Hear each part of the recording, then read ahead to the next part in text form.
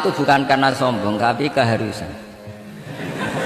Karena begini ya, kalau kamu punya istri mau melahirkan, itu mesti nyari tulisan bidan. Barokahnya tulisan itu kamu tahu siapa bidan. Kalau kamu gigi sakit pasti cari tulisan dokter gigi.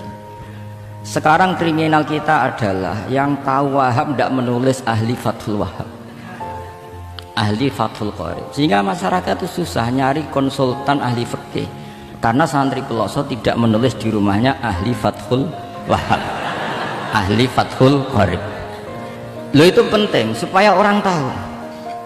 Setidaknya kenapa nyun sewu banyak buka dan Nabi itu nyaman di Mekah, nyaman sekali karena memang kampung halaman. Kelihatan asik, ketemu misanan, minduan, ya pokoknya asik lah, happy. Orang-orang Ansor mulai khawatir. Dulu Nabi diusir dari Mekah kan karena lemah. Sekarang Mekah sudah dikuasai Nabi. Pasti Nabi nanti kerasan ke Mekah dan tidak mau kembali ke Medina. Terus kata Nabi, dengar itu ya agak tersinggung. Terus kalau ada uang kelebihan ya dikasihkan misanan, minduan orang Mekah. Orang Medina nggak dikasih sama sekali. Ketika itu dipergunjingkan, terus Nabi dawe lucu Nabi. Ya dawe ringan nih. Jong delok wong sing tak kei wedhus bar mulai nggo wedhus, sing seneng dhuwit tak kei dhuwit ya mulai, sing seneng unta tak kei unta ya mulai. Engko kowe mulai nggawa aku. Wa tarjiuna antum bi Rasulillah ila rihalikum. Atardona ayarji annasu bisyati wal ba'ir wa tarjiuna antum bi Rasulillah. Wong Mekah bar tak kei mulai, terus kowe kok mulai nggawa aku marang Madinah. Kowe milih ndi nggawa wedhus mek nggawa Rasulullah? Wah, gemilih nggawa jenengan pun kakek tok. Artinya apa? Akhirnya orang Ansor sadar bahwa mendapat Rasulullah itu enggak terbandingkan atau tertandingi oleh materi. Iku masyhur hadis itu. Atardona ayarji annasu bil syati wal ba'ir wa tarjiuna antum bi Rasulillah. Wong Mekah itu tak kei dhuwit mulai. Kowe mulai kok nggawa aku. Mulane Rasulullah akhirnya badhe Fathu Mekah kembali ke Medina. Wong Medina sewenang. Wis donya kekno Mekah Nabi. Penting kula untuk jenengan. Ini akal nubuwah. Lah cara akal LSM, cara akal sampean kan yang berjasa banyak ya nanti mendapat banyak. Meneh partai politik tambah kudu untuk akeh, ngamal sithik kepen entuk akeh meneh ngamal akeh. Nah, teori seperti ini nubuah ini diwaris Abu Bakar radhiyallahu anhu ketika beliau jadi khalifah. Kadang orang Islam anyaran itu sekretaris negara. Sing ahli badrin sing suwi berjuang malah cara saiki mau RT, mau RW. Dia protes, ya ana sing protes. Ini gimana? Jadi Abu Bakar, mulyane wong Badar iku wis mulya indawa. Dadi jabatan dunya iku dipek-pek wong sing rai-rai dunya. Itu nubuah. Sehingga orang biar terlatih dengan derajat di akhirat. Lah saiki gak Kang wong dilatih derajat dunya. Misalnya ngeten contoh semaling gampang sing kula lakoni, wong kabeh wong saleh sak donya nglakoni. Kowe anggere bengi kan sujud. Paling gak salat isya lah nek tahajud kita ora. Isya lah misalnya. Isya kan yo bengi, napa? Isya kan yo bengi. Ketika kita sujud itu nikmat yang luar biasa. Dan itu kenangan terbaik kita saat di dunia. Sekali lagi itu kenangan terbaik kita saat di dunia. Kemudian ada negara maju kayak Amerika, Donald Trump, Dora tahu sujud. Kamu nggak pernah terlintas kalau mereka itu a'dhamu minna, lebih agung, lebih keren ketimbang kita. Karena kita sujud, mereka tidak sujud. Sehingga dengan cara berpikir seperti ini, kita nggak pernah terlintas mengatakan misalnya Singapura lebih baik ketimbang kita, orang kaya lebih baik ketimbang kita. Karena kita dari awal menganggap derajat akhirat itu segala-galanya, yaitu kita ditakdir menjadi orang yang sujud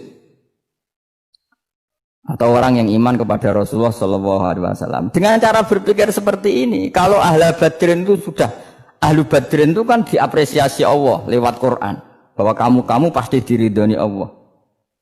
Dengan status seperti itu, ning dunia CRT, CRW, pengurus ranting wis gak terlintas tersiksa.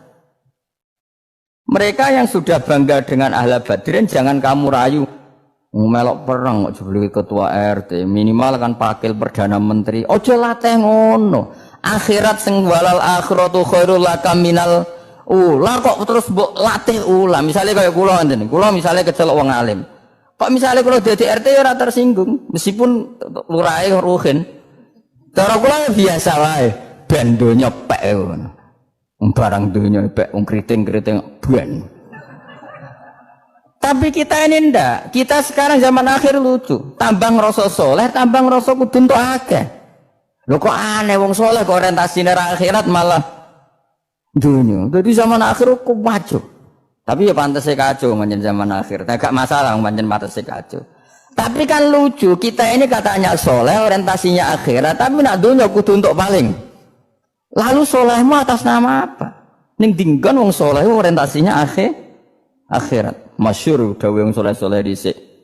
Radina billahi kisman apa lana ilmun walil a'da'i malun. Kita wis rido cek musuh-musuh kita di dunia akeh las penting kita untuk napa Tapi sekarang enggak, orang itu dilatih mengkonversai kesolehan akhirat dengan mendapat dunia. Itu bahaya kan, ganggu kelangsungan Islam bahaya. Nanti orang itu enggak latihan ikhlas. Di cara kula ngeten iki. Kula nak kiai ini jenengan. Kok misalnya untuk salam templek 200.000, mubalek sing ra kiai mut sangon 2 juta, kula ya ora tersinggung wong barang donya wae.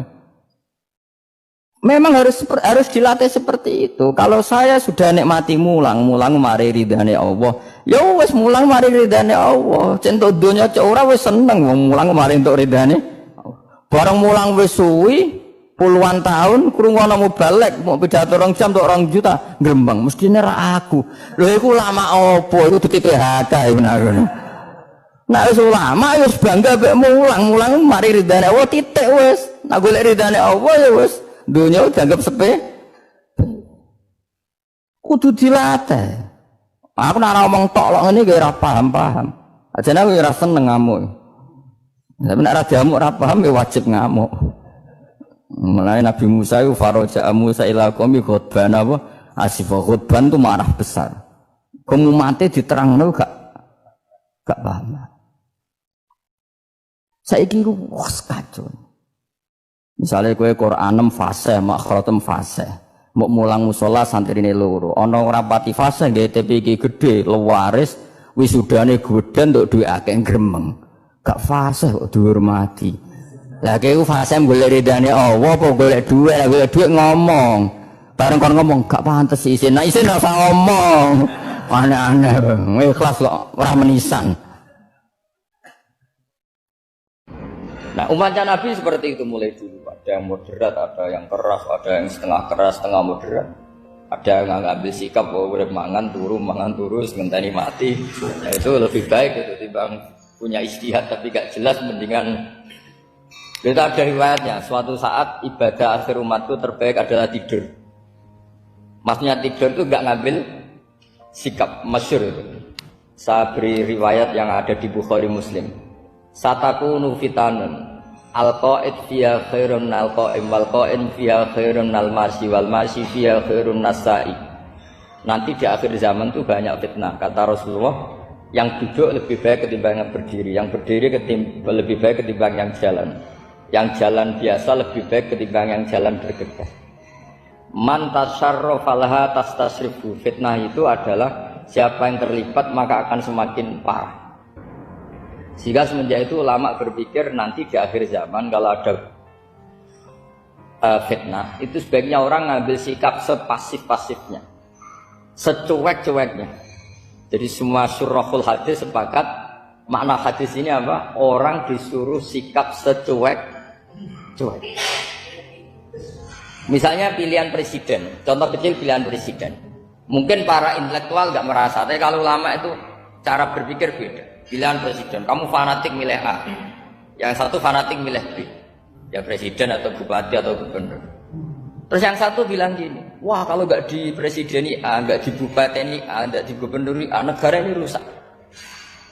Mungkin betul dari segi jejak rekamnya A ini bagus.